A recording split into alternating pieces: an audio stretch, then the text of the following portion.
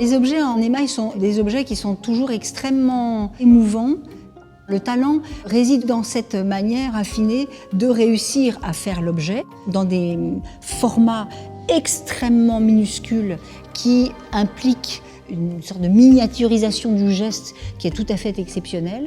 Le résultat est toujours un objet de luxe, qu'il soit un cadran de montre ou qu'il soit un objet en porcelaine.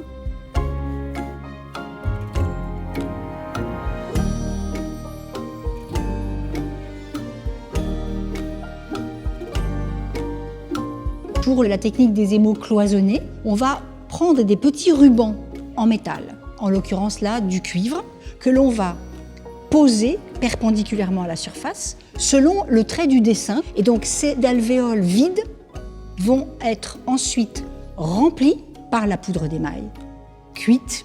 Et quand l'émail affleure le haut de la cloison, on ponce l'ensemble et ensuite éventuellement on procède à la dorure qui est attrapée uniquement par les parties métalliques et pas par l'émail.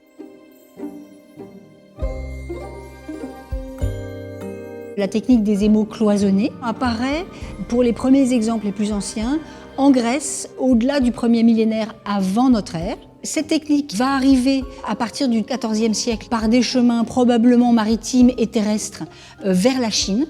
Et ce qui est intéressant, c'est qu'au XIXe siècle, ces objets qui viennent de Chine vont redonner le goût en Europe à certains artisans qui vont redécouvrir ces techniques. Ce qui est intéressant, c'est ce va-et-vient, ce balancier d'influence entre les deux parties du continent eurasiatique.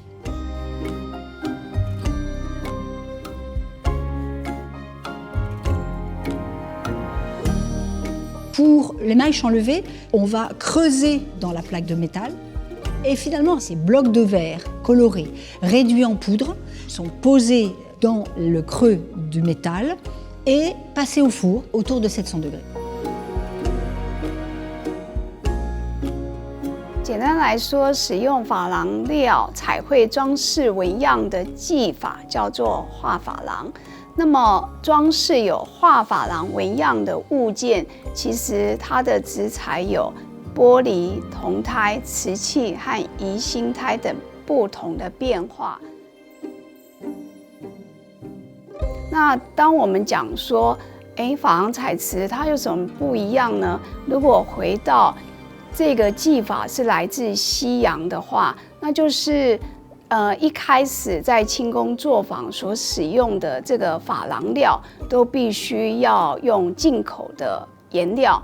虽然这个过程里面呢，也有广东工匠，他们断断续续想要用本土的技术来开采跟西洋珐琅料类似的颜料。那等到他们开始可以自行提炼颜料之后呢，颜色就增加了很多。除了既有的进口颜料之外，又有新的颜料出现，所以就让装饰纹样显得五彩缤纷，然后在描绘上面呢，就有更多的可能性。